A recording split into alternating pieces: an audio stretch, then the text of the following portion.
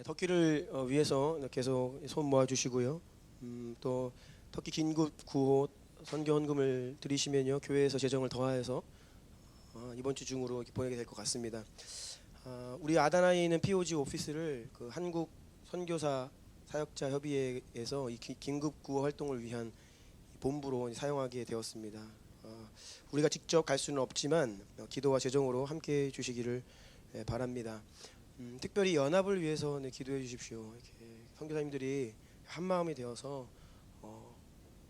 이 시급한 일들을 감당해야 되는데 이게 마음이 하나 되는 것은 참 쉽지가 않습니다. 그래서 계속해서 우리가 기도와 또 물질로 재정으로 함께 해 주시고요. 하나님께서 이 고통과 재난 중에도 위로와 사랑으로 많은 영혼들의 마음을 깨우시고 생명을 살리시는 구원의 역사를 쉬지 않고 행하실 줄로 믿습니다. 그렇게 여러분 계속 기억하면서 기도해 주시기를 부탁드리겠습니다. 또 어제는 제가 전라북도 진안의 일양학교 제12회 파송 예배에 다녀왔습니다. 올해 8명의 학생들이 졸업을 하고 예수님의 이름으로 캠퍼스로 파송을 받았습니다. 지난 성탄절이었죠. 일양학교 식당에 불이 났습니다. 전기 누전으로 인해서 불이 났고요. 화재가 발생했습니다. 우리 교회에서 그 소식을 듣고 우리 운영위원회가 긴급하게 결정을 해서 1,000만 원의 복구 비용을 바로 보내드렸어요.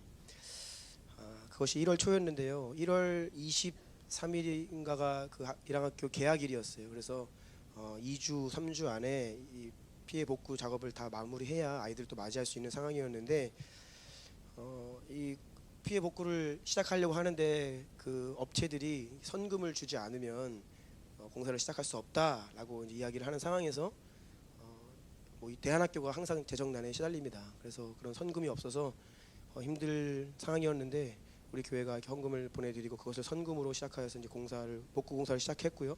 그 이후로 하나님 은혜 주셔서 많은 도움의 손길들을 주셨습니다. 그래서 빠르게 복구될 수 있었어요.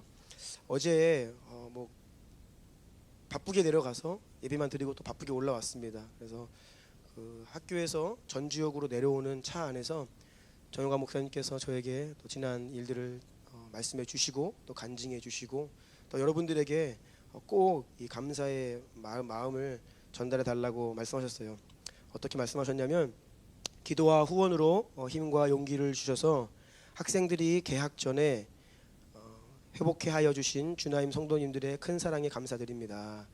화재로 옛것은 숟가락 하나까지 다 버리게 되었지만 성도님들의 사랑으로 새 것으로 채우게 된 사랑의 진심으로 감사합니다.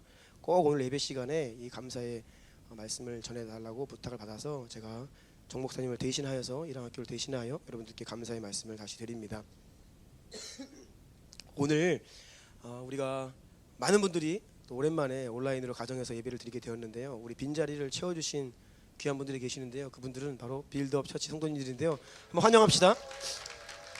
네, 빌드업 처치.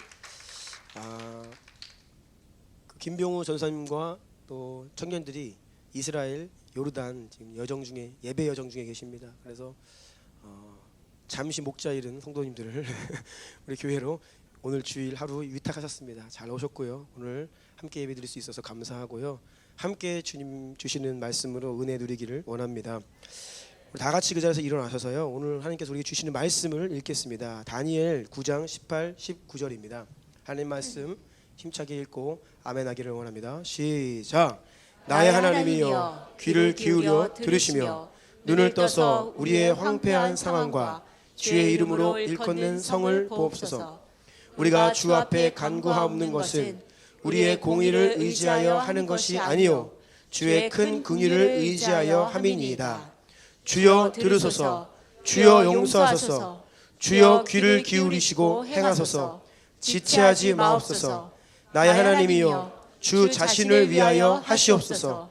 이는 주의 성과 주의 백성이 주의 이름으로 일컫는 바 됨이니이다. 아멘. 아멘. 자리에 앉으시면 되겠습니다. 우리는 지난 3번의 시간에 걸쳐서 유업의 가치, 유업이 얼마나 소중한 것인지, 그리고 한국교회의 부흥의 유업, 그리고 한국교회의 선교의 유업에 대해서 나누었습니다. 저는 꽤 오래전부터 한국교회 유업에 관심이 있었습니다. 하나님께서 우리 민족과 한국교회에게 허락하신 너무나 소중하고 위대한 이 유업들에 대해서 다시 생각하고 또 말씀을 전할 때마다 제 안에 이렇게 표현할 수 없는, 설명할 수 없는 감사와 감격, 그리고 이 유업을 우리가 믿음으로 이어받아 회복하고 확장한다면 다시 한번 목격하게 될 영광스러운 하나님의 나라와 몸된 교회의 모습을 기대하게 되었고, 또 믿음이 다시 한번 제 안에서 일어나는 것을 느낄 수 있었습니다.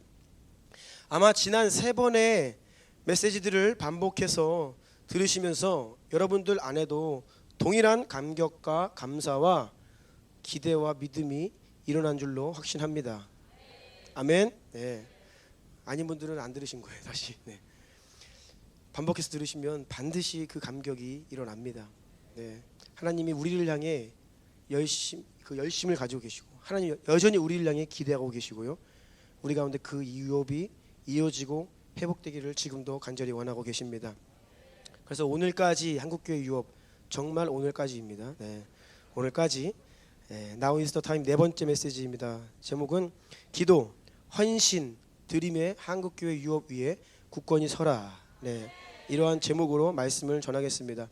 우리가 지난 3번 동안에 이렇게 계속 하나님께서 얼마나 값진 일, 위대한 일을 행하셨는지를 이렇게 오면서 그 타임라인 마지막 이렇게 4번째 유업에 와서요. 제가 액면 그대로 그 하나님께서 행하신 일들을 나눌 겁니다. 그래서 오늘 우리 빌드업 성도님들 계시고 해서 조금 제가 마음에 부담은 있습니다. 왜냐하면 이 컨텍스트를 보시면서 와야 오늘 말씀이 조금 이해가 되고, 저는 오늘 굉장히 설교자로서는 불편하지만 그냥 하나님 주시는 마음을 확신하고 그냥 과감하게 말씀을 전하려고 합니다. 그래서 혹여라도 여러분 인간적으로 말씀 듣지 마시고 정말 하나님께서 행하신 위대한 일들을 기억하시고 그 유업의 회복을 위해 영으로 믿음으로 말씀을 아멘으로 취하시기 축복합니다. 사도행전 1장 8절 말씀에 기록된 것처럼 하나님께서 우리에게 성령을 부어주시는, 부흥을 주시는 궁극적인 이유는 결국 우리 모두가 땅끝까지 이르러 예수님의 증인되라 하시는 것이죠. 부흥이 시작이다 하면 선교는 끝이에요. 완성이라 할 수 있습니다. 오늘 마지막으로 다룰 이 3가지 유업, 기도, 헌신, 드림, 이 3가지 유업은요, 부흥의 시작과 선교의 끝 사이에 있는 실제적으로 하나님께서 한국교회 가운데 일으키신 생명의 역사의 그 구체적인 내용들이라고 할 수 있습니다. 첫 번째입니다. 기도의 유업입니다. 기도의 유업. 한국교회 하면 단연 떠오르는 특징은요, 기도일 것입니다. 기도에는 다양한 방식들이 있고요, 여러 가지 기도의 유형이 있죠. 그 중에 특별히 많은 기도의 유형들 가운데 코리안 스타일 기도라는 것이 있습니다. Korean style prayer. 외국인들이 집회를 할 때 여러분 한국 사람들처럼 기도합시다. Let's pray in Korean style. 그러면요, 이게 무슨 말이냐? 2손 들고 큰 소리로 통성으로 부르짖어 기도합시다 라고 할 때 우리 한국 사람들처럼 기도합시다, 코리안 스타일의 기도를 합시다 라고 사람들에게 선포하며 기도를 이끕니다. 지금까지 전 세계 기독교인들에게 비추어졌던 한국교회는요, 아주 뜨겁게 아주 강렬하게, 인텐스하게, 그리고 독특하게, 유니크하게 기도하는 모습, 이것이 바로 한국교회의, 외국교회가 본 한국교회의 모습이라는 거예요. 과거에 제가 한국의 기도원을 소개한 영어로 된 글을 본 적이 있습니다. 기도원, 영어로 하면 Prayer Mountain입니다. 기도산, Prayer Mountain. 그 설명은 이랬습니다. 1800년대 후반 한국에서 시작된 강렬한 기도 운동과 문화, Intense Prayer Culture and Movement 로부터 생겨난 단어다. 이와 함께 그 글에는 새벽기도, 철야기도, 주여 삼창기도, 통성기도를 소개하는데, 이 통성기도는 그 번역도 안 돼요. 통성기도예요. 네. 통성기도. 이런 한국교회만의 독특한 기도의 방법들, Unique Way of Praying, 생겨난 이유는 지난 역사 속에서 한국교회 성도들이 극심한 반대와 핍박과 고난에도 불구하고 이에 굴복하지 않고 믿음을 지키기 위해 저항하며 몸부림쳤던 믿음의 결과였다 라고 기록하고 있었어요. 정말로 여러분, 우리 한국교회는요, 이와 같은 기도의 부르심에 특화된 교회입니다. 특화된 교회. 한국교회 이 새벽 기도를 살펴보면요, 아주 초창기에 1800년대 후반입니다. 이제 막 한국에서 복음이 전해지고 교회가 개척되고 시작됐던 그때부터 새벽 기도가 시작되었어요. 당시 조선 한양 성문은요, 밤 10시에 보신각 종이 28번 땡땡땡 이게 울리면 문이 닫힙니다. 사대문이 닫혀요. 그리고 새벽 4시에 33번 보신각 종이 울리면 성문이 다시 열립니다. 당시에 많은 사람들은 이 성문을 여는 새벽 4시 종소리를 듣고 맞추어 일어났습니다. 일찍 주무시고 일찍 일어났던 거예요. 제가 아프리카 감비아에 방문했을 때에 일찍 잘 수밖에 없는 이유를 알았습니다. 전기가 없으면요, 일찍 자게 됩니다. 할 게 없어요. 그리고 깜깜하고 어두워서 뭘 불편해요. 그래서 8시 정도 되면 벌써 잠자리 다 준비하고 다 누워요. 전기가 없는 곳에는. 그래서 일찍 자고 새벽 4시 종소리 성문이 열릴 때 많은 사람들이 일어났죠. 4시에 일어나서 세수하고 옷 갈아입고 바로 교회 가면 새벽 4시 반 5시입니다. 이게 본래 한국교회 새벽 기도 시간이 4시 반 5시인 이유입니다. 그러던 것이 평양 대부흥 운동을 기점으로 하여 이 새벽 기도가 더욱 힘을 받아 불같이 일어나는데, 그 중심에는 길선주 장로님이 계십니다. 길선주 장로님은 회개하고 예수님을 믿기 전에 직업이 뭐였냐? 무속인이었습니다. 새벽마다 물 떠놓고 기도하시던 분이에요.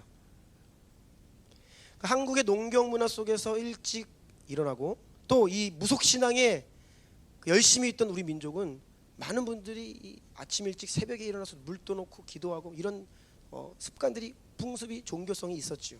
그런데 복음이 전파되고 교회가 세워지며 예수님을 믿게 되자 우리 안에 있었던 그 아침을 일찍 깨우던 문화와 이 무속신앙, 종교적 열심이 고스란히 예수님을 향한 열정으로 바뀌게 된 것이죠. 마치 사도 바울이 유대교를 향한 열심으로 교회를 핍박했죠. 하지만 그리스도를 향한 열정으로 바뀌잖아요. 그가 회심한 이후에. 제가 존경하는 이재한 선교사님도 그런 말씀하십니다. 신실한 무슬림을 전도해야 된다. 그래야 신실한 그리스도인이 된다. 날라리 무슬림들 회심하면 날라리 그리스도인 된다는 거예요. 길선주 장로님도 무속인으로 수련하던 그 열심이 오로지 그리스도를 향한 열정으로 바뀌게 되었어요. 그리고 새벽기도 운동의 불을 지핀 분으로 평가를 받고 있습니다. 오늘날 새벽기도에 대한 비판들이 여기저기에 있습니다. 먼저 말씀드리는 것은, 여러분 새벽기도에 대한 비판의 글에 눈을 닫으십시오. 귀를 닫으십시오. 볼 필요가 없습니다. 논리가 뭐냐? 그게 성경적인 게 아니라는 거예요. 그게 원래는 무속신앙이라는 거예요. 그게 왜 교회에 들어와서 하지 말라는 거예요. 아니 그럼 기도도 하지 말지, 아무것도 하지 말지. 말도 안 되는 논리로 새벽기도를 비판합니다. 물론 새벽기도만이 중요합니까? 그것은 아니죠. 그런데 한국교회에게 주신 좋은 유업이고 전통인데 그것을 자꾸 인간적인 논리로 비판하는 너무나 많은 논리들이 있다는 거예요. 그런데 그런 글들을 보면 굉장히 그럴듯해 보여요. 논리적입니다. 그래서 그런 글을 보면요, 신앙의 열정이 뚝뚝 떨어져요.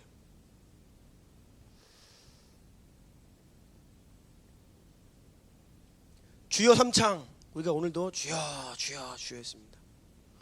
한국인은 주여 3번 부르고 기도해야 됩니다. 저는 이 주여 삼창을 생각할 때에 정말 하나님께서 태초로부터 기도하는 민족 되라고 우리 민족을 택정하셔서 우리 말에 심어 놓으신 신비와도 같아요. 어떻게 이렇게 주여가 있을지. 주여 하면요, 이 마음속 깊은 곳으로부터 주님을 향한 뭔가 갈급함이 일어나요. 힘들 때에도 주여 하면요, 힘이 막 솟고요. 기도가 안 될 때도 주여 하면요, 기도가 열립니다.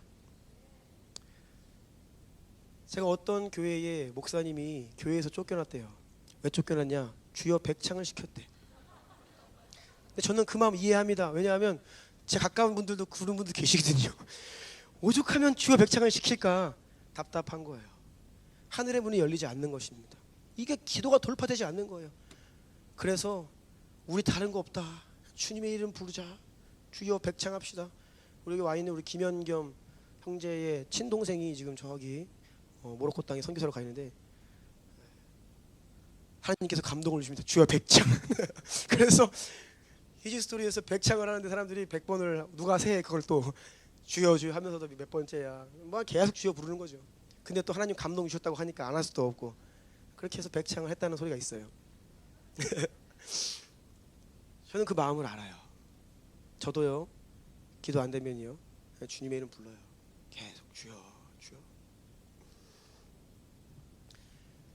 그런데 이 주여만큼 이 돌파에 아주 특화된 이 언어가 없어요. 영어로 주여가 뭐죠? Lord. 한번 해보세요. Lord. 뭔가 이상하죠? 제가 방문했던 아프리카 감비아 나라는 마리오가 주님이라는 뜻이에요. 오 마리오, 오 마리오. 그런데 이게 돌파가 안 돼요.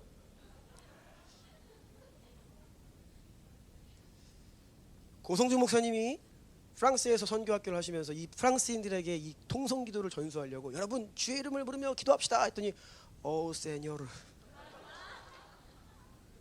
이 프랑스 언어 자체가 이게 뭐 전투적인 이게 안 나와. 이게 언어가 자체가 그냥 그들은 이게 속삭여 있는 어떤 수도원 형성이에요. 그래서 포기하셨대. 아 통성기도는 한국교회 유업이다. 진짜 그런 것 같아요. 하나님께서 이 언어 가운데 얼마나 이 우리가 부르짖어 기도할 수 있는 언어의 선물을 주셨는지. 한국교회는요 이런 다양한 기도하면요 그 앞에 문 다양한 기도가 다 한국교회 특징이에요. 한국교회가 주님께 은총을 받고 이 민족이 지난 100년 동안에 어마어마한 기적을 맛본 이유는 바로 한국교회의 기도 때문입니다. 그런데 우리의 이 기도는요 단지 우리만의 기도가 아니었습니다. 우리의 기도는요 예수님이 하신 기도였어요. 사실상 사복음서에서 나타난 예수님의 기도를 보면 우리가 하는 기도가 그대로 다 드러나 있죠. 마가복음 1장 35절 함께 읽습니다. 시작. 새벽 아직도 밝기 전에 예수께서 일어나 나가 한적한 곳으로 가사 거기서 기도하시더니. 아멘. 아멘. 예수님도 새벽 기도하셨습니다. 누가복음 6장 12절입니다. 함께 읽을게요. 시작. 이때 예수께서 기도하시러 산으로 가사 밤이 새도록 하나님께 기도하시고. 아멘. 예수님도 산 기도를 하셨고 밤이 새도록 철야 기도를 하셨습니다. 통성 기도에 대해서 비아냥거리는 믿음 없는 비판의 말들이 많이 있습니다. 하나님이 귀가 먹으셨냐, 못 들으시냐, 조용히 해도 들으신다, 마음으로 해도 들으신다. 맞습니다. 맞는 논리이죠. 하지만 여러분 통성 기도는요 능력 있는 기도예요. 여러분 통성으로 기도하지 않고 기도의 돌파를 이룬 분은 저는 만나본 적이 없습니다. 부르짖어 주의 이름을 부르며 기도하지 않고 기도의 깊은 자리로 들어간 분을 저는 만나본 적이 없습니다. 성경을 보면요 부르짖어 기도하는 내용들로 가득합니다. 어떻게 이 많은 하나님 말씀을 두고서도 통성 기도를 뭐 그거는 아니야 라고 비판할 수 있는지. 로마서 8장 15절입니다. 너희는 다시 무서워하는 종의 영을 받지 아니하고 양자의 영을 받았으므로 우리가 아빠 아버지라고 부르짖느니라. 아멘. 부르짖느니라. 시편 말씀을 보면요 부르짖어 기도하는 내용들로 가득합니다. 거의 대부분의 시편은 주님께 부르짖어 기도하는 기도문이에요. 몇 가지 그냥 시편 앞에서부터 제가 그냥 읽으면서 등장하는 부르짖는 기도만 몇 가지 인용해 드릴게요. 시편 5편 2절 3절입니다. 나의 왕 나의 하나님이여 내가 부르짖는 소리를 들으소서. 내가 주께 기도하나이다. 여호와여 아침에 주께서 나의 소리를 들으시리니 아침에 내가 주께 기도하고 바라리이다. 아멘.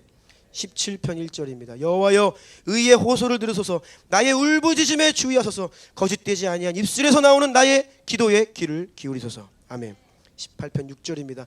내가 환난 중에 여호와께 아뢰며 나의 하나님께 부르짖었더니 그가 그의 성전에서 내 소리를 들으시며 그의 앞에서 나의 부르짖음이 그의 귀에 들렸도다. 27편 7절입니다. 여호와여 내가 소리내어 부르짖을 때에 들으시고 또한 나를 긍휼히 여기사 응답하소서. 28편 1절 2절입니다. 여호와여 내가 주께 부르짖으오니 나의 반석이여 내게 귀를 막지 마소서. 주께서 내게 잠잠하시면 내가 무덤에 내려가는 자와 같을까 하나이다.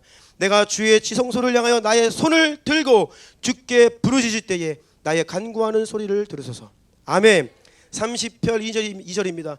여호와여 내 하나님이여 내가 주께 부르짖음에 나를 고치셨나이다. 32편 3절부터 5절입니다. 내가 입을 열지 아니할 때에 종일 신음함으로 내 뼈가 쇠하도다. 주의 손이 주야로 나를 누르오니 내 진액이 빠져서 여름 가뭄에 마름같이 되었나이다. 내가 이르기를 내 허물을 여호와께 자복하리라 하고 주께 내 죄를 아뢰고 내 죄악을 숨기지 아니하였더니 곧 주께서 내 죄악을 사하셨나이다. 회개는요, 물론 기도도요, 마음으로 할 수 있죠. 그런데 무엇보다 기도는 소리내어 하는 것입니다. 회개도 마음으로 할 수 있죠. 그런데 무엇보다 회개는 입술로, 여러분의 입으로 고백을 하는 거예요. 사람에게 사과할 때 마음으로 합니까? 말로 해야죠. 물론 마음으로 할 수 있습니다. 말을 해야 돼요. 하나님께 회개할 때 여러분 마음으로 하지 마세요. 마음으로 하면 잘못했지. 이건 생각이에요. 회개를 생각으로 합니까? 그러니까 돌파가 안 일어나는 겁니다. 회개는 생각으로 하면 안 돼요. 회개는요, 우리의 마음속 깊은 중심으로, 영으로, 입술로 내가 무엇을 잘못했는지 주님께 말씀드려야 돼요. 주여, 제가 이러이러한 죄를 지은 죄인입니다. 나의 죄를 용서하여 주시옵소서. 그렇지 않으면요, 그냥 끄떡끄떡 잘못했습니다. 아니요. 입을 열어 통해 자복하는 것이 회개입니다. 우리는 영혼육 합일체라고 했습니다. 영이 간절하면 육의 입이 열리게 돼 있어요. 영이 간절하면 부르짖어 기도하게 돼 있어요. 그래서 제가 늘 말씀드리는 것은 우리를 예배드리는 우리의 겉모습, 우리의 영이 기뻐한다면 우리가 육신으로 기뻐해야 돼요. 합일체예요. 우리의 영의 상태가 우리의 입술로 드러나고 우리의 겉모습으로, 행동으로 드러나요. 기뻐한다면 소리쳐 기뻐 외쳐 주님을 찬양해야 돼요. 아멘. 마음에 고통하고 갈급하고 정말 주님이 아니면 안 되는 그런 상황에서 입술을 열어 부르짖어 기도하시기 축복합니다. 그리고요, 영혼육 합일체라고 했죠. 같이 움직여요. 그래서 우리가 의지적으로 입술을 열어 부르짖어 기도하면요, 영이 깨어납니다. 이게 통성기도 안에 있는 원리예요. 오늘은 뭐 이런 원리를 깊이 나눌 것은 아니기 때문에 넘어갑니다. 간절한 자는 부르짖습니다. 주 없이 살 수 없는 자는 주님께 부르짖게 되어 있습니다. 그래서 여러분, 통성기도는 어떤 신학이나 교리적인 논쟁을 할 이슈가 아니에요. 그러니 이것에 대한 비판적인 말들, 글들의 눈과 귀를 닫으시기 바랍니다. 자, 한국교회는 기도하는 교회입니다. 한국교회 성도는 기도하는 성도들입니다. 이것이 본래 한국교회와 한국교회 성도들의 특징이고 정체성이었습니다. 예수님이 뭐라 말씀하셨습니까? 내 집은 기도하는 집이다. 본래 주의 전은 그 무엇보다 기도하는 곳이 되어야 한다라는 말씀이죠. 사도들은요, 사도행전에서 오직 기도하는 일과 말씀 사역에 힘쓰리라. 하나님의 사람들이 뭘 해야 된다고요? 기도하는 일이에요. 기도하는 일. 그래서 기도하는 교회가 되었고 기도하는 성도들이 되었기 때문에 하나님께서 우리에게 은총과 은혜를 베푸시고 기적으로 역사하신 것입니다. 그것이 본래 성도의 본연의 모습이기 때문이요, 그것이 본래 교회의 본질적인 모습이기 때문입니다. 그런데 안타까운 것은요, 오늘날 이러한 한국교회의 기도의 흔적과 형식들은 어느 정도 남아 있는지는 모르지만 그 안에 정작 뜨거운 기도가 사라졌습니다. 기도의 자리에서 기도하는 사람들이 사라졌습니다. 교회들마다 새벽기도 시간은 있지요. 그런데 가보면 별로 없습니다. 수천 명이 모이는 대형 교회도요, 새벽교회 가면요, 손가락으로 셀 수 있을 만큼밖에 안 나옵니다. 코로나를 지나면서 적지 않은 교회가 새벽기도까지 안 하게 되었습니다. 그리고 새벽에 가도요, 조용히 기도합니다. 소리내어 기도하기가 힘든 분위기가 되어버렸어요. 교회마다 금요일은 또 심야기도다, 철야기도다라고 모입니다. 그런데 뭐 심야기도, 철야기도라는 말이 무색하죠, 그렇죠? 철야는 무슨 철야예요? 일찍 가는데. 목사님 설교 끝나고 개인기도 시작하면요, 5분 10분 되기도 전에 다 집에 갑니다. 이것이 한국교회 현실이에요. 조금 뜨겁다라고 하는 교회도 그래요. 일단 모이지 않고 자리가 텅텅 비어 있고 그 기도에 불이 없어요. 꺼져버렸습니다. 기도의 불이. 저는 이러한 현실에서 오래전부터 가슴 아파했고 애통했습니다. 왜일까요, 여러분? 왜 기도가 사라졌을까요? 사람들은 많이 모였어요. 큰 건물들도 많이 있습니다. 화려한 예배도 있어요. 화려한 악기와 세션들도 있습니다. 교회 안에 다양한 프로그램과 시스템들도 생겨났어요. 그런데 기도의 불이 꺼졌어요. 기도하는 사람들이 희귀해졌어요. 왜냐하면요, 기도는요 가장 영적인 활동이기 때문입니다. 영적으로 죽으면 제일 먼저 기도가 안 돼요. 여러분 자신을 진단해 보십시오. 여러분이 기도하는 모습이 여러분의 영적인 나이입니다.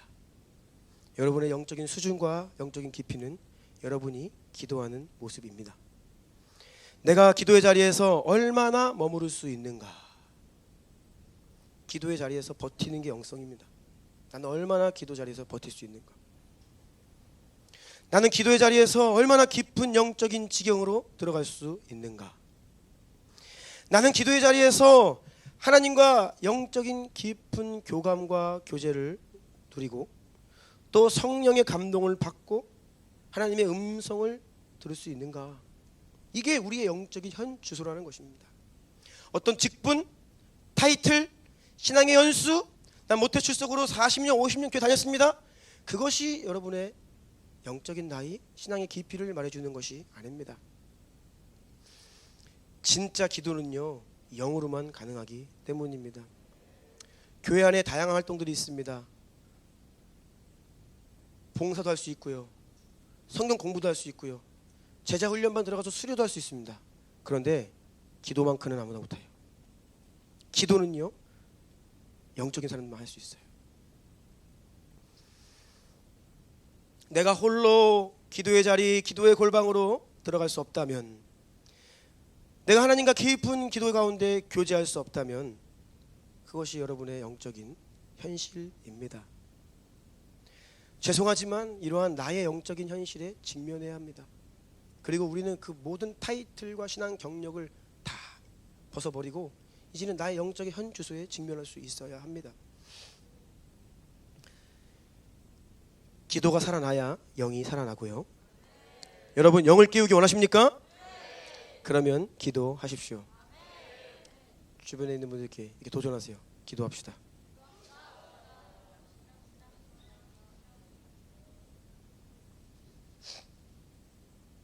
기도가 중요하다는 것은 다 머리로 압니다. 근데 기도는 머리로 하는 게 아닙니다. 신앙생활은 머리로 하는 게 아니에요. 지식으로 하는 게 아닙니다. 그냥 하는 겁니다. 기도는 하는 거예요. 아멘.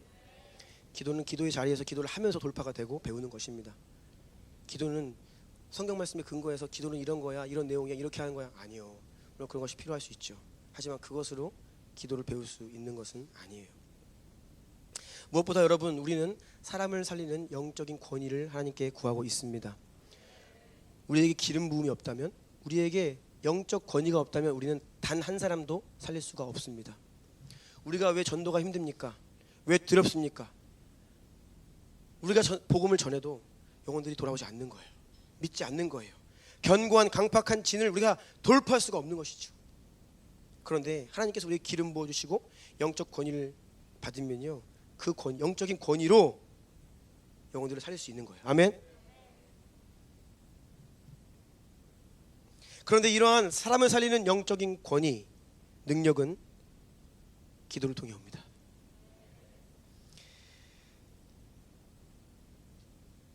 강력한 성령의 사람, 하나님의 부흥의 통로로 쓰임받은 키맨들, 정말로 하나님의 기적의 통로가 되는 하나님의 종들. 어떤 분들은 학식이 부족할 수 있습니다. 어떤 분들은 공부를 못했을 수도 있어요. 어떤 분은 목사 안수를 못 받았을 수도 있습니다. 또 가난한 분도 계시고요. 출신과 배경과 환경은 다양한데 한 가지 공통점이 있습니다. 그것은 무엇보다 그들은 기도의 용사들이었다는 거예요. 저는 기도의 용사들 아니고서 하나님께 쓰임받은 분을 본 적이 없어요. 기도하지 않고 하나님께 귀히 쓰임 받은 사람은 없습니다. 사람을 살리는 권위, 이 시대를 감당하고 돌파할 수 있는 권위, 여러분 정말 하나님 사람이 되기를 원하십니까? 원하십니까? 그렇다면 기도하는 용사가 되십시오. 무엇보다도 교회는 부흥의 때에 그래서 강력한 기도가 일어나는 거예요. 영이 깨어나기 때문에 기도가 일어나고요. 또 기도가 일어나기 때문에 또 영이 깨어납니다. 이러한 선순환이, 이 다이나믹이 부흥의 때에 일어나게 돼 있어요. 한국 교회를 보십시오. 놀라운 역사였습니다. 매일 새벽에 한 민족, 그 민족 전체 교회가 예외 없이 새벽 기도를 했다. 한국교 유일합니다. 서양 다른 문화권의 교회들 보면요, 몇몇 교회가 부르심을 받아 새벽에 기도할 수 있죠. 또 때로는 어떤 일정 기간을 특정하여 결단하여 특별 기도를 할 수 있습니다. 그런데 한국교회 민족 전체 교회가 예외 없이 빠짐없이 새벽 기도를 무려 100년을 했어요. 무려 100년을 기도했습니다. 여러분, 이것이 우리 민족이 경험한 기적의 이유입니다. 이것이 우리 민족에게 하나님 주신 은혜의 원동력이었어요. 다시 한번 이런 기도가 회복되어야 합니다. 다시 한번 이 세대 가운데 이런 기도가 일어나야 합니다. 저는 꿈꿉니다. 주의 청년들이 주의 전에 나와 부르짖어 기도하고 새벽마다 기도하고 밤을 새우며 기도하고, 그러면 되는 거예요. 왜냐하면 그러면 성령께서 역사하시기 때문입니다. 우리가 해야 할 것은 믿음으로 일어나 기도하는 것입니다. 그러면 성령께서 역사하십니다. 한국교회 현실에 대해서 이런저런 대책들과 대안들과 솔루션들이 있는데, 여러분 그걸로 되는 것이 아니에요. 똑똑한 사람 너무 많아졌어요. 박사님들이 너무 많아졌어요. 유학 갔다 온 분들도 많아졌어요. 성도님들 가운데 이제는 엘리트들도 많아졌어요. 뭐가 부족합니까? 지식이 부족합니까? 재정이 부족합니까? 한국교회에 재정 많이 부어주셨습니다. 무엇이 부족해요? 기도가 회복되어야 됩니다. 그러면 성령께서 역사하십니다. 제가 우리 주남교회를 섬기면서 가장 기쁘고 마음이 뿌듯할 때가 언제냐? 성도님들이 교회에 와서 부르짖어 기도하는 것을 볼 때입니다. 제가 교회 밖에 외출을 했다가 돌아왔을 때에 교회에서 기도 소리가 막 들리면요, 제가 너무 기뻐요. 우리가 아침에 모여 기도하고 또 저녁에 모여 함께 기도합니다. 또 낮 시간에는요, 성도님들의 형편에 따라서 많은 분들이 때가 되면 교회에 와서 이 자리를 채우며 기도하고 계세요. 그런데 여러분, 기도에 승리하는 사람들의 특징이 있습니다. 기도에 승리하는 사람들의 특징, 일정한 장소와 일정한 시간이 있다는 거예요. 여러분이 기도에 실패하는 이유는 이 두 가지를 실패하기 때문이에요. 일정한 장소와 일정한 시간. 그래서 신앙생활의 영적인 원리도 그러하지만 특별히 기도는요, 이 패턴이 중요합니다. 패턴이. 영적인 활동은요, 다이내믹이에요.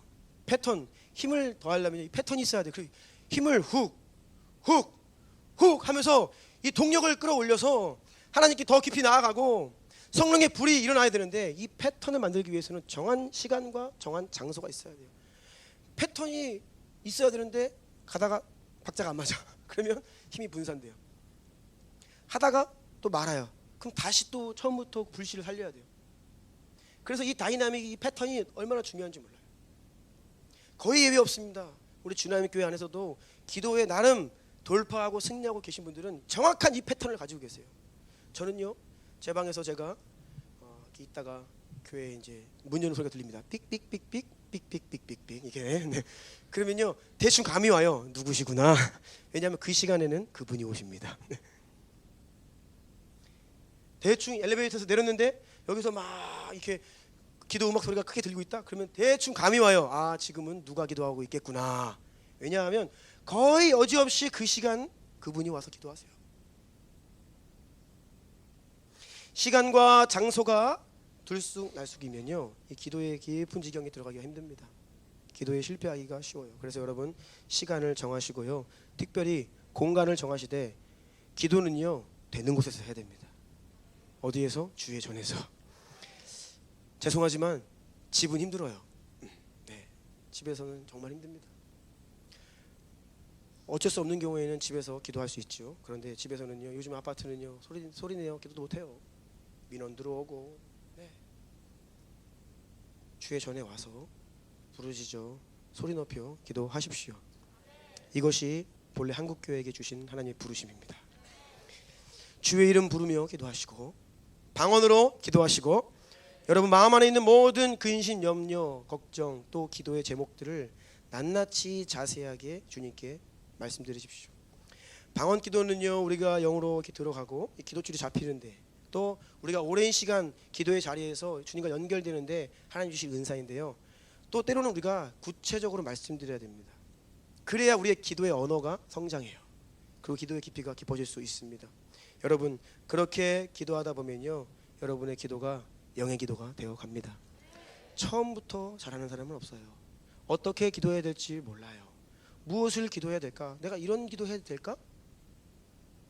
그런 마음의 어떤 갈등, 혼란한 마음을 가지고 기도할 수 있죠. 그런데 계속해서 그 자리를 두드리고 나아가 부르짖어 기도하다 보면 어느 순간 모르게 여러분 안에 기도의 돌파가 일어나고 여러분은 영의 사람이 되어 있을 것입니다.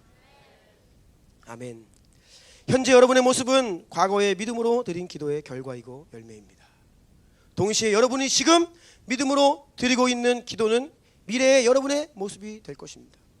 기도의 골방에서 기도의 자리에서 여러분은 어떤 여러분의 미래를 향해 믿음으로 선포하고 계십니까? 믿음의 기도는 반드시 성취됩니다. 자녀를 향해, 여러분의 사업을 향해, 결혼을 위해, 취업을 위해 믿음으로 기도해야 돼요. 아니 믿음으로 기도하면 다 된다고요? 어떻게 그렇게 기복적인 말씀을 하십니까?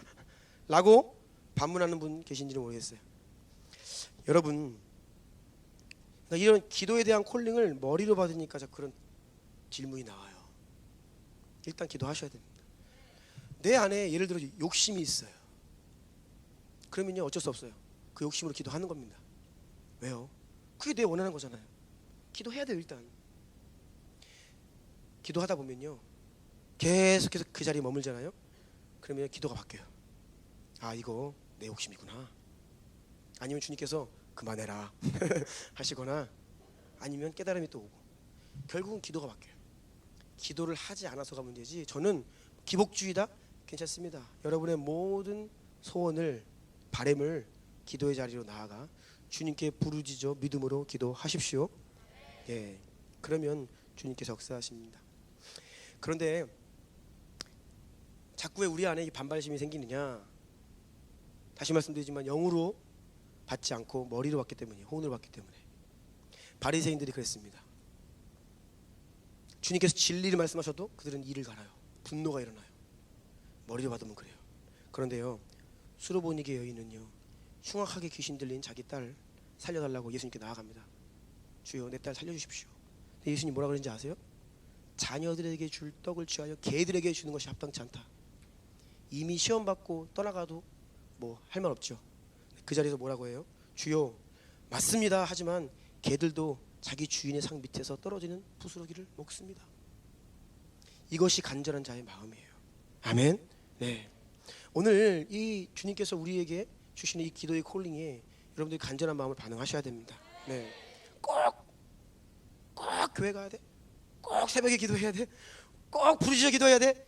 이런 모든 것들이 머리로 받기 때문에 일어나는 분노예요. 주님께서 은혜 주시기를 축복합니다.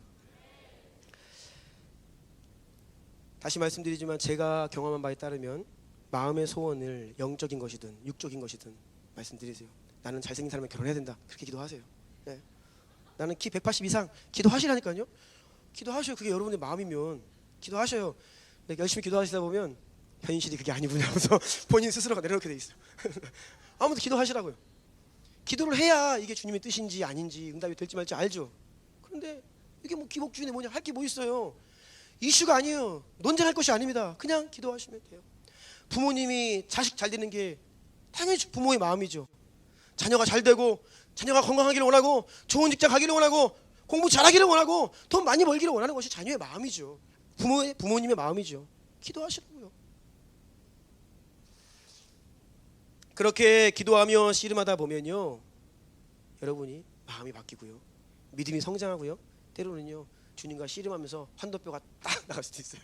그런데 모쪼록 기도하면서 우리는 돌파하고 성장하는 것입니다. 아멘. 그래서 여러분 일단 기도하십시오. 기도 안 하는 사람들의 말을 듣지 마세요. 기도가 어떻네, 통성기도가 어떻네, 새벽기도가 어떻네, 제발 좀 그런 말에 귀를 닫으시고, 새벽의 가치를 아는 자는요 새벽을 포기할 수 없습니다. 네.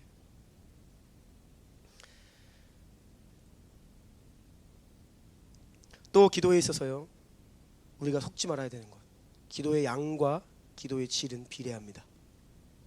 여기도 뭐야 꼭 많이 기도해야 돼? 중언부언 주여 주여 아닌데?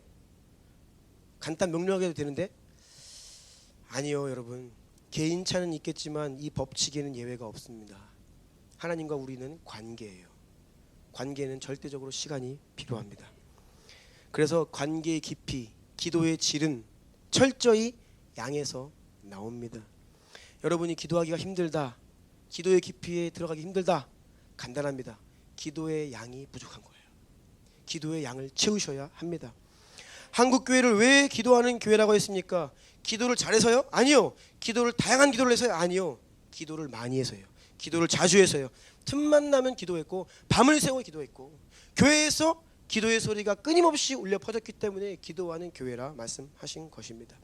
여러분 기도의 시간을, 양을 채우시기 바랍니다.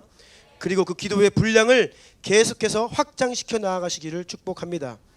끈질기게 인내로 이를 악물고 버텨야 합니다. 그러면 비로소 기도의 깊이와 질이 돌파될 것입니다. 이사야 62장 6절 7절 함께 읽어볼까요? 시작. 예루살렘이여, 내가 너의 성벽 위에 파수꾼을 세우고 그들로 하여금 주야로 계속 잠잠하지 않게 하였느니라. 너희 여호와로 기억하시게 하는 자들아, 너희는 쉬지 말며 또 여호와께서 예루살렘을 세워 세상에서 찬송을 받게 하시기까지 그로 쉬지 못하시게 하라. 아멘. 그러니까 우리가 이 기도, 부르짖는 기도를 이야기할 때 교리적으로 접근하면 안 돼요. 아니 우리가 기도 안 하면 하나님 잊어버리세요? 까먹으세요? 그렇지 않죠. 그런데 말씀은요 뭐래요? 주야로 계속 잠잠하지 않게 기도할 때 그런 자들이야, 너희는 여호와로 하여금 기억나게 하시는 자들이다. 너희가 기도할 때에 하나님께서 너희 이름을 기억하신다. 한국교회가 기도할 때에 하나님께서 한국교회를 기억하신다. 무엇을 기억하시냐? 우리를 향한 계획, 우리를 향한 약속, 만세 전부터 계획하시고 준비하시고 예비하신 우리에게 주고자 하시는 그 선한 것들을 기억하신다는 거예요. 언제요? 우리가 기도할 때에. 그래서 여호와로 쉬지 못하시게 하라, 계속해서 기도하라 라고 우리를 콜링하고 계십니다. 이러한 한국교회의 기도의 유업이 여러분들 가운데, 또 우리 주나님교회 안에, 또 빌드업 처치 가운데 더 온전히 회복되기를 축복합니다. 믿음으로 취하시고 받아 이어가시기 바랍니다. 그러면 장차 올 크고 놀라운 하나님의 역사는 바로 여러분들의 것이 될 것입니다. 아멘. 두 번째입니다. 헌신의 유업. 지난 역사 속에서 일어났던 부흥을 살펴보면요, 결국 시간이 지나면 그 부흥의 불이 꺼져버립니다.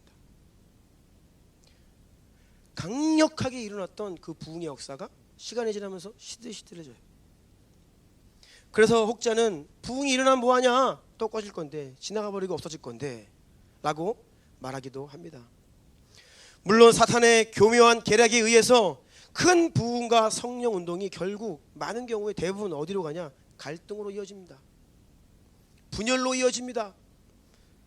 교만 때문에. 또 소모적인 교리 논쟁으로 이어집니다.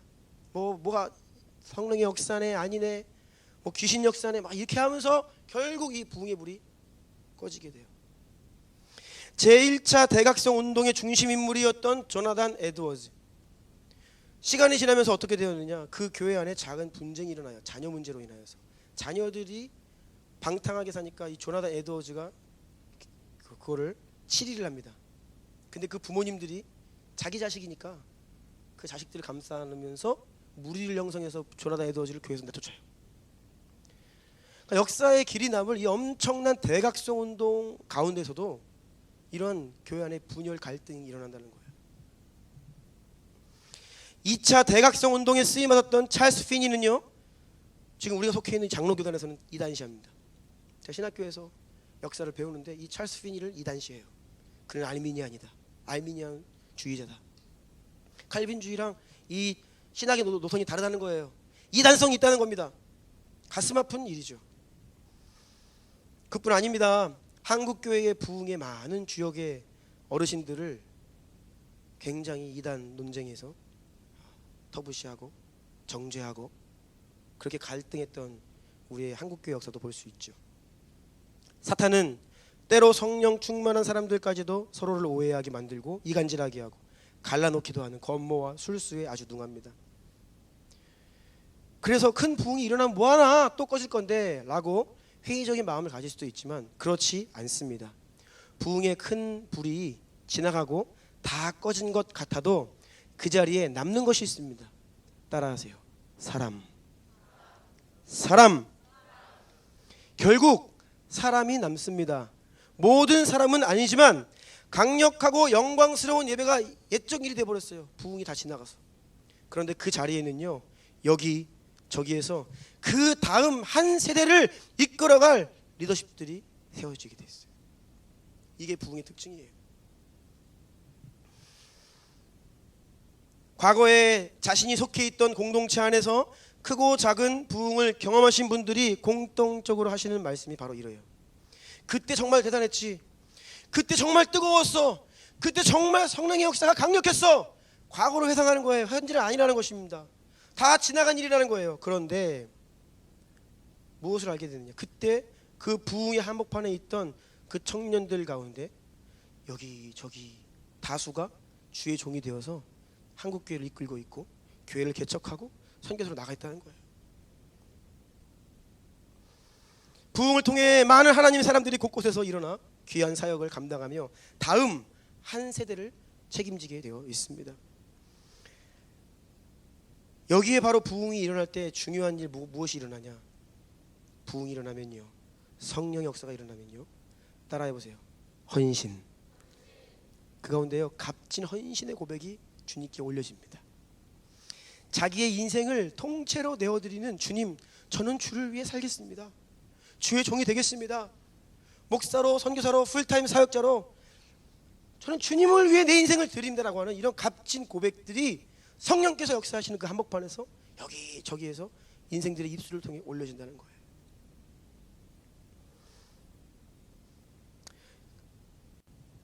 이것이 바로 지난 부흥의 시간을 지나면서 한국교회 안에 있었던 헌신이라고 하는 유업입니다. 제가 10여 년 전에 신학 대학원을 들어갈 때만 해도 경쟁률이 치열했어요. 4대 1이었습니다. 재수 삼수를 많이 했어요. 왜 이렇게 많이 헌신하죠? 왜 그렇죠? 이 부흥이 한번 큰 하나님의 은혜가 휩쓸고 지나갔기 때문이에요. 그 가운데 많은 주의 종들이 심지어 자기 자녀까지도 주님께 드려요. 서원을 합니다. 그래서 신학교 가면요, 자기 의지와는 상관없이 부모님 때문에 끌려오는 사람들이 많습니다. 저는 과거에 그런 부모님이 자녀를 이렇게 서원하는 것을 굉장히 부정적으로 봤어요. 제가 일단 첫 번째 피해자입니다. 저도 끌려왔죠. 그런데 지금은요, 저는 너무나 감사해요. 나의 인생을 주님께 드리는 것도요, 제 정신으로 못합니다. 성령이 강력하게 그 인생을 통치하시고 터치하셔야 주님, 이제는 주님을 살겠습니다라는 고백이 나오죠. 하물며 내 인생도 아닌 자녀의 인생을, 뱃속에 있는 태중에 있는 내 아들, 딸의 인생을 주님께 서원하는 것은요, 사람의 생각을 할 수 있는 것이 아닙니다. 하나님께 드려지는 서원이 많다라는 것은 성령께서 굉장히 힘있게 역사하고 계시다라고 하는 증거예요. 그래서 과거에는 서원이 많았던 것입니다. 요즘 시대는 부모님들이 자녀를 주님께 바치는 서원을 거의 안 합니다. 저는 거의 제가 사역하면서는 만나본 적이 없습니다. 희귀해졌지요. 왜입니까? 다른 것이 아니라 성령의 역사가 미미해졌기 때문이에요. 성경에서 부모님에 의해서 하나님께 드려진 인생들이 있습니다. 그 인생들을 보면요, 정말 값진 인생이에요. 여러분, 우리의 기도 제목이 뭐예요? 하나님, 날 향한 주님의 뜻을 알려주세요. 내 인생의 데스티니는 무엇이죠? 저는 어떤 공부를 해야 되고, 어떤 직업을 가져야 되고, 어떤 사명을 가지고 살아가야 됩니까? 이것을 몰라서 많은 청년들이 주님께 묻고 구하고 기도합니다. 그런데요, 부모님을 통해 자녀가 주님께 들어졌다는 것은 태어나기 전부터 그 인생의 데스티니가 깨달아진 거예요. 주어진 거예요. 은혜죠.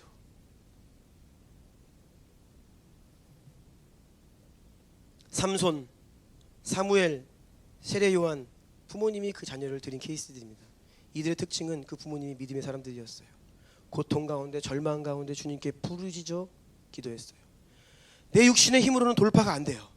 그러니까 하나님께 나아가서 부르짖어 눈물 흘리며 기도하다가 하나님을 강력히 만나는 거예요. 그 은혜에 힘입어 주님의 콜링에 힘입어 이 자녀를 주님께 드리는 것이죠. 또한 그 가운데 주님께서 말씀하시는 거예요. 너의 자녀는 모태로부터 구별받아 독주를 입에 대지 아니하고 삭도를 머리에 대지 아니하고 나신으로 내가 불렀다.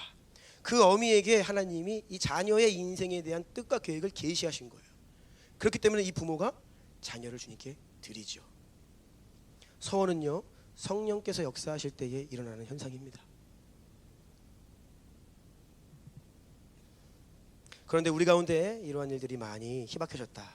그만큼 성령의 역사가 미미해졌다라는 의미입니다.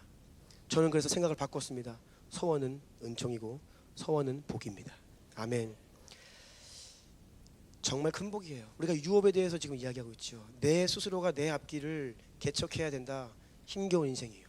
그런데 부모님으로부터 믿음의 유업을 받아 그 유업을 가지고 인생을 영적으로 시작한다. 복입니다. 은총이에요. 여러분, 이런 은혜가 여러분들 가운데 있기를 축복합니다. 아멘. 자녀를 하나님께 드리고 자기 인생을 하나님께 드리고 또 한국교회 역사를 보면요, 엄청난 눈물과 헌신이 성도들 안에 있었습니다.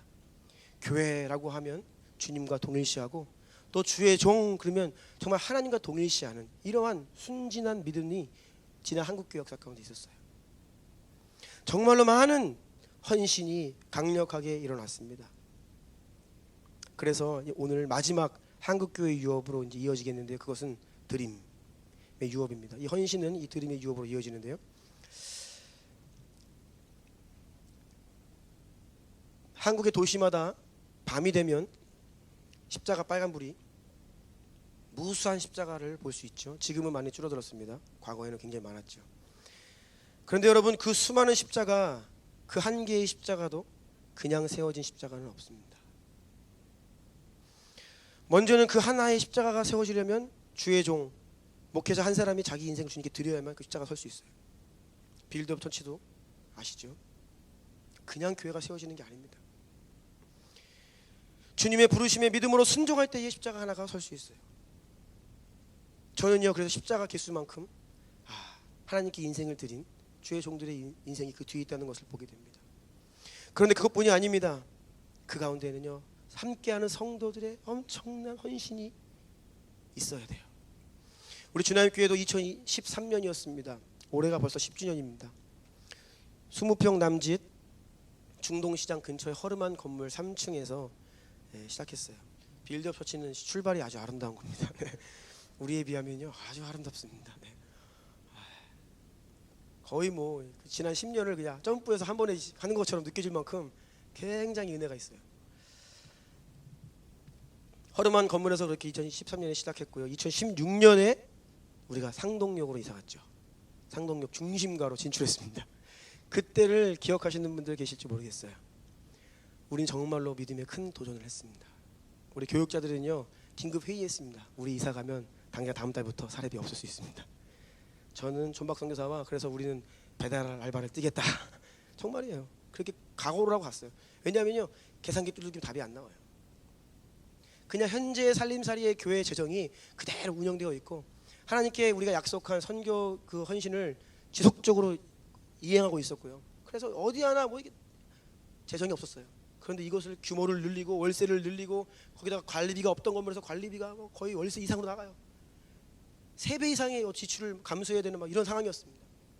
답이 안 나와요. 그래서 만에 하나 건강하다, 사지가 멀쩡하다, 나가서 배달 뛰겠다, 정말 그런 마음으로 이사를 갔습니다. 그런데 성도들을 한 분 한 분이 귀한 헌신을 하셨어요. 또 2020년 코로나 팬데믹의 한복판에서 우리는 기적의 홍해를 가르면서 여기 삼산동으로 이사를 왔습니다. 세 번째 시즌을 맞이했죠. 우리는 너무나 잘합니다. 상가교회도 평수 조금 늘리려면, 이사 한번 가려면 정말 쉽지 않은 믿음의 도전을 해야 하는구나. 성도들이요, 다 예외 없이 많은 헌신을 해야 겨우 조금 평수 넓혀서 이사 갈 수 있어요. 하물며 땅이 있고 건물이 있는 교회요, 저는요, 교회 건물이 서 있으면요, 그 역사 가운데 엄청난 성도들의 헌신이 보입니다.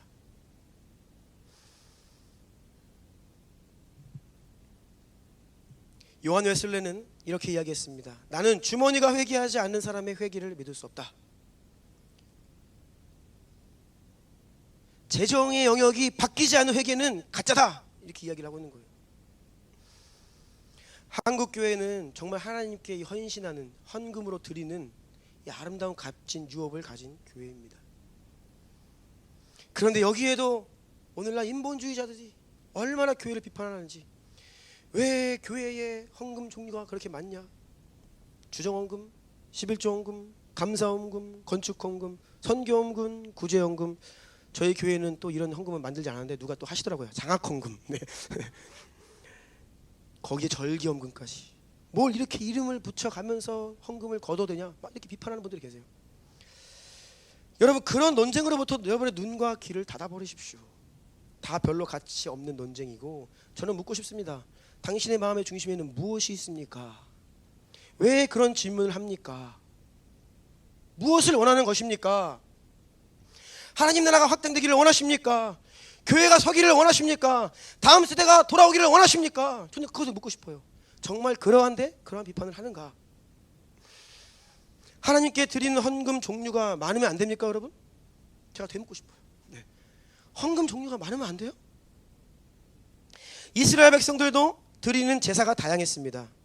제가 이 부분에서 조금 조심스럽습니다. 용서하시고 영어로 들으십시오. 번제, 소제, 화목제, 속죄제, 속건제, 주님께 나아갈 때 이유와 동기와 제목을 달리하면서 여러 가지 다양한 제물과 제사를 가지고 나아갔습니다.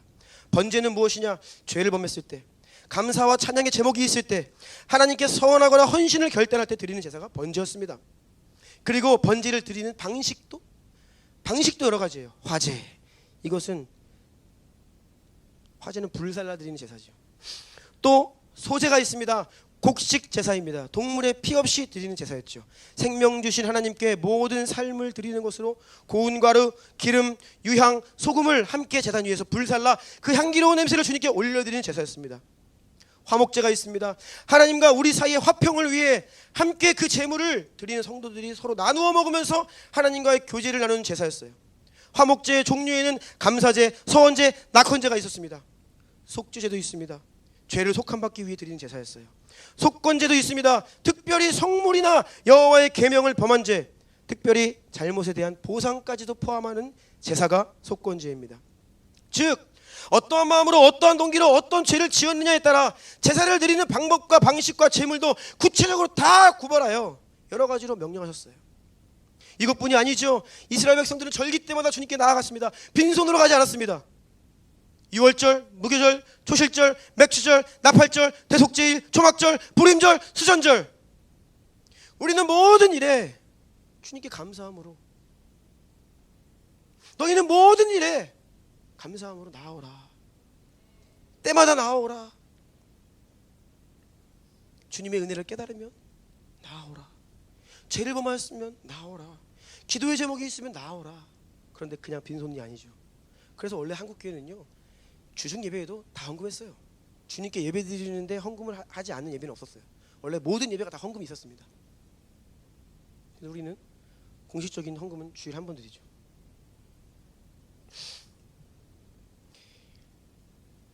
재정은요, 여러분, 실제입니다. 가장 실제입니다. 돈은요, 오늘날 이 세상을 통치하고 지배하는 맘몬, 세상의 가장 강력한 우상이에요.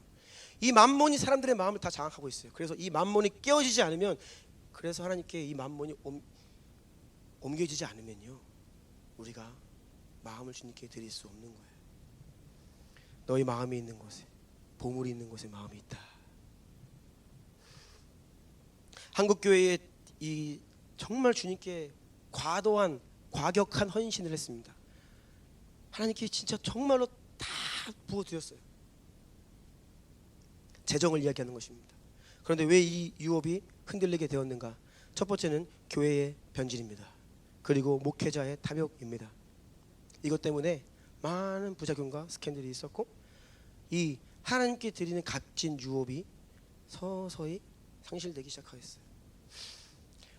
그래서 여러분, 이 가운데 계신 여러분은 그렇지 않지만 내가 다니는 교회의 재정에 대해서, 우리 교회 담임 목사의 어떤 재정에 대해서 불투명하다, 신뢰가 안 간다, 교회를 떠나셔야 됩니다.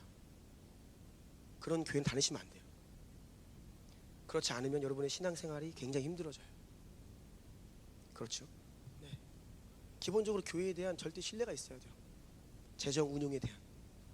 내가 하나님께 드리는 것이지만 교회에 헌금을 하죠.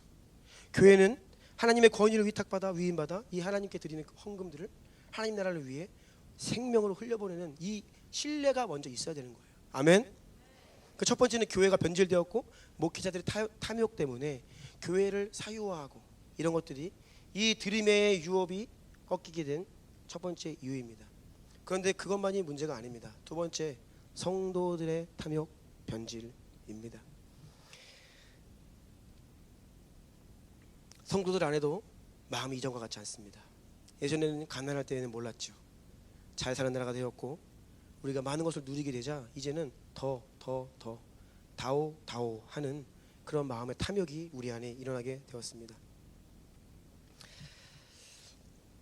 이 헌금 이야기를 하면요, 여지없이 등장하는 문제가 11조예요. 11조. 11조 안 하면 죄인가요? 죄입니까? 죄라고 생각하시는 분은 손 아래로. 11조 안 하면 지옥 가나요? 질문이 잘못되었습니다. 이것은 마치 이런 질문 것 같아요. 술 마시면 죄예요? 술 마시면 지옥 가요? 여러분, 여러분이 정말로 믿음이 있다면 술 마셔도 천국 가십니다. 그런데 술을 많이 마실수록 천국에 빨리 가시죠. 네. 그러니까 이게 믿음으로 가는 거지. 뭐 술을 먹고 안 먹고가 뭐 천국이랑 뭔 상관이에요. 예. 우리의 신앙생활이요, 죄인지 아닌지가 이슈가 되면 안 돼요, 여러분. 이거는요, 굉장히 여러분 안에 아직 해결되지 못한 우상이 있다는 뜻입니다. 주님이 언제 우리를 콜링하시는데 너네는 이거 죄니까 죄 짓지 마라 이러면서 우리 콜링하십니까? 죄 안 짓는 것은 당연한 것이고요, 우리의 삶까지도 내어드릴 수 있는 더 위대한 헌신의 자리로 우리를 콜링하시죠. 죄인의 본성은요, 죄인지 아닌지를 궁금해해요. 왜요? 구원의 커트라인을 알고 싶어합니다. 그래서 에너지 낭비하기 싫어해요. 구원은 받되 구원만 받으면 돼. 천국만 가면 돼요. 그 이상은 뭐 천국만 가면 됐지. 거기서 뭐 주님께 칭찬, 상급 조금 부족해도 괜찮아. 지옥만 안 가면 돼. 종교적인 마음입니다. 그래서 종교인들은 죄인지 아닌지 관심이 많아요. 바리새인들이 예수님께 항상 하는 게 뭐예요? 안식일에 병자를 고치는 게 합당합니까? 죄입니까? 아닙니까? 이거 묻잖아요. 그들의 관심은 늘 그거예요. 죄인지 아닌지. 주님은요, 우리를 그러한 믿음으로 부르신 적이 없습니다. 넉넉한 구원을 이루라 말씀하십니다. 우리의 믿음은 더 커져만 가야 합니다. 주님을 향한 우리의 헌신은 더 깊어져 가야만 합니다. 죄 짓지 않으려 하는, 겨우 죄 짓지 않으려는 신앙생활 이제 그만 졸업하셔야 합니다. 우리는 하나님의 나라와 영광을 위해 부름 받았습니다. 하나님의 나라는요, 죄의 경계선이 있지 않아요. 터키 땅에 하나님이 일하실 것인데 우리가 뭐 터키에 헌금을 안 하면 죄입니까? 이런 컨셉으로는 하나님의 나라 동참할 수가 없어요, 여러분. 죄이기 때문에 하라가 아니라 그걸 뛰어넘어서 하나님의 나라를 위하여 더 드릴 수 있는 믿음의 자리로 나아오시기 축복합니다. 여러분, 제가 그래서 이 시간 여러분께 권면드립니다. 고민을 많이 했지만 권면드립니다. 하나님 앞에서 신실하게 정직하게 11조 생활을 하십시오. 11조를 안 하면 죄이기 때문이 아니에요. 하나님이 그걸 원하세요. 그것이 한국교회의 유업입니다. 11조를 타협하지 마시고 정직하게 신실하게 드리십시오. 이것이 제가 목사로서 확신하고 경험한 하나님의 뜻입니다. 또한 여러분, 감사의 제목이 있을 때마다 감사헌금을 드리십시오. 사람도 은혜 받고 감사의 고백을 하지 않으면요, 쟤 좀 은혜를 모르네. 하물며 하나님께 받은 은혜 감사헌금 드리세요. 구체적으로 적으셔서 이것이 한국교회의 유업이라는 거예요. 때로는요, 간구의 기도 제목이 있을 때도요, 이미 이루어진 줄로 믿고 감사헌금을 드려요. 주님이 그것을 기뻐하십니다. 여러분의 재정을 구별하여 선교 완성을 위해 선교헌금을 드리십시오. 우리 주나님교회는 여러분들 드리는 선교헌금보다 훨씬 이상의 교회 재정을 얹어서 선교헌금을 흘려보내고 있어요. 여러분, 재정을 구별하시어 주의 몸된 교회를 위해 건축헌금을 드리십시오. 여러분 자신의 이름으로만 드리지 마시고 자녀들의 이름을 따로 구별하여 정성을 다하여 드리십시오. 우리 교회에는 아직 믿지 않는 부모님의 이름으로 헌금하시는 분들도 계십니다. 부모님의 구원을 위해 기도하는데 오실 거라는 거예요. 교회에 그 믿음으로 부모님의 이름으로 헌금을 대신 드려요. 자녀들이 값진 믿음이에요. 아직 믿지 않는 남편의 이름으로 헌금을 드립니다. 믿음입니다. 하나님이 다 기억하십니다. 헌금은 여유 있어서 드리는 것이 아닙니다. 나의 한 달 생활비가 남아서 드리는 것이 아닙니다. 우리 집에 대출이 없어서 드리는 것이 아닙니다. 내가 경제적으로 비교적 잘 살아서 드리는 것이 아닙니다. 가장 먼저 헌금을 작정하시고 작정하신 헌금을 먼저 구별하여 주님께 드리십시오. 그리고 남은 재정으로 한 달의 삶을 사셔야 됩니다. 앞뒤가 바뀌면 헌금을 못합니다. 주님께 드릴 것이 없어요. 다 아시잖아요. 늘 이달 말이 되면 쪼들리시고 쓸 돈이 없고 그래서 카드 쓰고 그래서 다음 달에 또 확 청구되고 이게 우리 지금 왜냐하면요 세상이 너무나 이 소비가 너무나 과도하게 확장된 세상을 살고 있어요. 이전과는 비교할 수 없을 만큼 많은 소비하는 세상을 살고 있습니다. 선교지에서 교회를 세우는 것도 너무나 힘든 일이죠. 그런데 교회가 서도요 한국교회 성도들이 주님을 향해 헌신했던 그 재정의 헌신을 일으키는 것은요 거의 불가능에 가깝습니다. 거의 불가능해요. 없는 곳에서 이 헌신을 일으키는 것은 정말 어려워요. 그런데 한국교회는요 이 드림의 헌신의 유업이 있어요. 이 유업 위에 서면요 되는 거예요. 아멘. 그래서 우리 주나님교회 가운데 믿음의 어른 세대들이 이 믿음의 유업을 이어받아서 신실하게 주님을 위해 섬기기 때문에 그래도 우리 주나님교회 청년들이 다 되는 거예요. 훈련이. 왜? 다 보니까 어른들이 하는 거 믿음의 사람들이 하는 거 보니까. 우리 교회는요 비즈니스를 아예 주님께 드린 분들도 계십니다. 하나님 이 비즈니스는요 다 주님 거예요. 저를 위한 것이 아니에요. 아예 다 드렸어요. 지난 봄에 터키 갔을 때 뉴에이 교회의 그 비즈니스 청년이 한 명 같이 갔죠.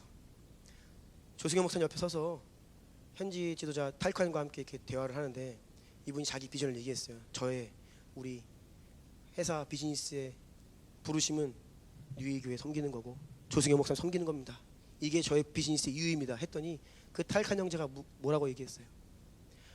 언제쯤 터키에는 이런 고백을 하는 사업가가 나올 수 있습니까? 자기는 태어나서 한 번도 그런 말을 들어본 적이 없다는 거예요. 11조는 무슨 말입니까? 주일헌금 조금 하는 것도 버거워요. 선교지의 현실이 그래요. 그래서 교회가 잘 세워지지 않고 돌파가 되지 않는 것입니다.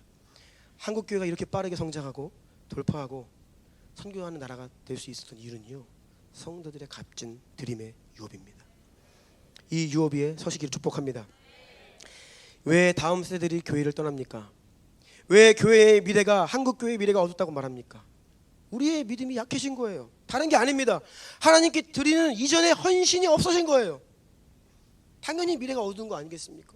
과거에는 하나님께 힘을 다하여 힘써 심고 뿌리고요 앞으로 거둘 것을 기대했는데 지금은요 심을 게 별로 없어요. 하나님께 별로 드리지 못해요. 그래서요 다시 말씀드리지만 크든 작든 교회 건물이 단독 건물이 서 있다. 저는 확신합니다. 그 교회의 지난 역사 가운데 그 교회는요, 집 팔아 헌금하신 분들 몇 분 계십니다. 자기 집을 팔아 전세로 가시고 전세를 빼서 월세살이로 내려오시는 분들이 여러 분 계세요. 그런 교회만이 건물을 지을 수 있어요. 이게 지난 한국교회 역사의 증언이에요. 저는 태어날 때부터 큰 교회 목사님의 아들로 태어났어요. 우리 노예에서 손가락 안에 꼽히는 큰 교회 담임 목사님의 아들로 태어났어요. 저는 태어날 때부터 교회가 컸습니다. 우리 교회는요, 성전이 크게 있었고요, 담임 목사님 사택이 있었고요, 부목사님 사택이 있었고요, 옆에 교육관이 있었고요, 저 입구에는 주차장이 있었고 사찰집사님 사택까지 교회에 그 큰 땅이 같이 있었어요. 굉장히 큰 땅을 가지고 있던 교회죠. 저는 그 교회가 처음부터 그랬는 줄 알았어요. 그런데 제가 주남교회를 개척하고 지난 10년을 달려오면서 느꼈던 것은, 그냥 선 것이 아니구나. 자기의 생명을, 인생을 드리는 값진 희생과 드림이 있었구나. 이것을 뒤늦게나마 하나님께서 깨닫게 해 주셨습니다.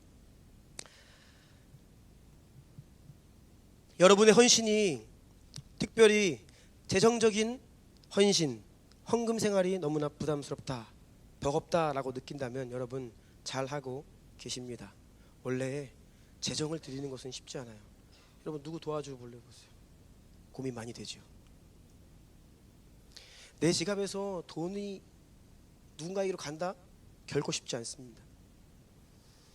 모든 것이 돈으로 통하고 소비가 극대화되어 있는 세상을 살고 있다라고 말씀드렸죠.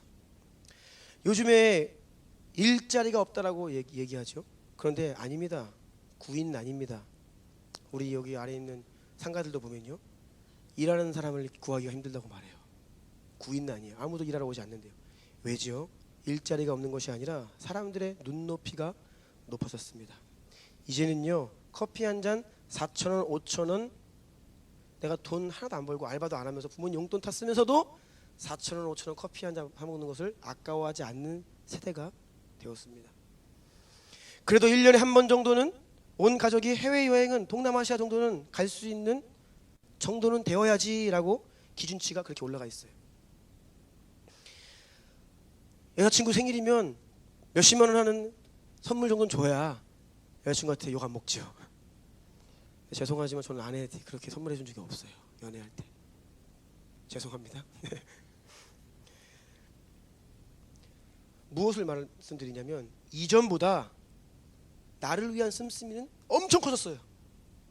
반대로 주님을 향해 드리는 것은 대폭 삭감되었습니다. 이것이 우리가 아직 영적으로 힘든 이유예요.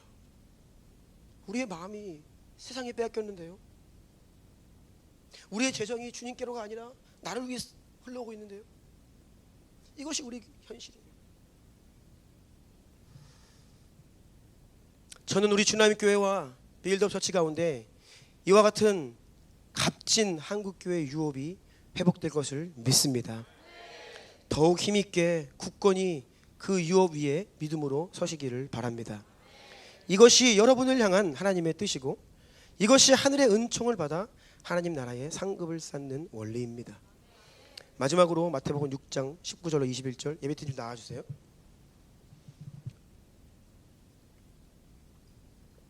마태복음 6장 19절로 21절까지 말씀 함께 읽습니다. 시작. 너희를 위하여 보물을 땅에 쌓아두지 말라. 거기는 좀과 동록이 해하며 도둑이 구멍을 뚫고 도둑질하느니라. 오직 너희를 위하여 보물을 하늘에 쌓아두라. 거기는 좀이나 동록이 해하지 못하며 도둑이 구멍을 뚫지도 못하고 도둑질도 못하느니라. 내 보물 있는 그곳에는 내 마음도 있느니라. 아멘. 여러분, 이것이 실제입니다. 헌금은요, 영원한 하나님 나라에 있는 나의 계좌에 저금하는 거예요. 이것은 과도한 말이 아닙니다. 지금 읽어드린 예수님의 말씀이에요. 그런데 아까 말씀드린 것처럼 교회의 변질과 목회자의 탐욕, 이거 많은 스캔들을 겪으면서 성도들의 마음이 상처를 받았고, 또 인본주의 원리들이 교회 안에 들어오며 이러한 영적인 실상을 말하는 것을 꺼려하게 되었죠. 저도요, 헌금 얘기 거의 안 했습니다. 오늘 한국교회 유업에 대해서 말씀드리면서 기도 많이 하고 그냥 담대하게 말씀드리는 겁니다. 이 믿음이 회복되지 않으면 하나님께 드릴 수 없죠. 우리가 처음 중동 처소에 있을 때 우리 교회가 처음으로 아웃리치를 간 곳은 전라남도 장성에 있는 장성 남부교회. 우리가 내려가서 같이 전도하고 부흥회하고 그때 같이 이렇게 은혜로운 시간을 보냈는데, 그때 장성 남부교회를 담임하고 있던 장성호 목사님이, 박창호 목사님이 이런 말씀을 하셨어요. 자기 아들이 바뀌었다는 거예요. 어떻게 바뀌었냐? 꿈을 꿨는데 천국을 보고 온 거예요. 이 아들이 당시 초등학교 2학년인가 3학년인가 그랬어요. 천국을 갔다 왔는데 하나님께 드린 나의 헌금이 기억되는 것, 하나님께서 받으시는 것을 이 어린 아이가 본 거예요. 그때부터 뭐하냐? 세배 드리고 할아버지 할머니가 용돈 주시면 헌금하고. 이 아이가 어떻게 하면 하나님께 헌금 드릴 수 있을까? 틈만 나면 헌금 드린다는 거예요.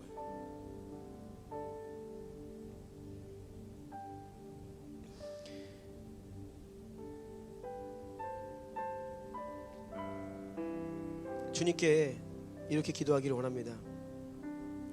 오늘 본문 말씀입니다. 나의 하나님이여, 귀를 기울여 들으시며 눈을 떠서 우리의 황폐한 상황과 주의 이름으로 일컫는 성을 보옵소서. 우리가 너무나 많이 연약해져 있습니다. 우리의 믿음이 너무나 많이 무너져 있습니다. 하나님께서 한국교회에 주신 값진 아름다운 유업들이 상실되었어요. 무엇이 필요합니까? 믿음으로. 유업은 그냥 전해지는 게 아니라고 했죠. 믿음으로 그 유업의 가치를 깨닫고 두 손 들고, 주님, 제가 그 유업을 받아 이어가기를 원합니다. 이 믿음의 기도를 드리며 믿음의 헌신을 하는 교회와 성도들에게 한국교회 유업이 이어질 것이고, 그들을 통해 주님은 이 마지막 때 다시 한번 한국교회에 부흥을 주실 거예요. 다시 한번 이전보다 더 영광스럽게 역사하실 것입니다. 많은 영혼들을 구원하고 열방 선교의 완성을 이루기 위해 선교한국, 부흥한국, 성령한국 다시 일으키셔서 우리를 사용하실 것입니다. 이 시간 그러한 마음으로 기도를 하기를 원합니다. 우리 원래 이민족에게 주신 그 방법대로, 코리안 스타일대로 우리 두 손을 들고 주의 이름 3번 부르며 이 믿음의 유업이 우리 교회와 내 인생과 우리 자녀들 가운데 회복되게 하여 주십시오.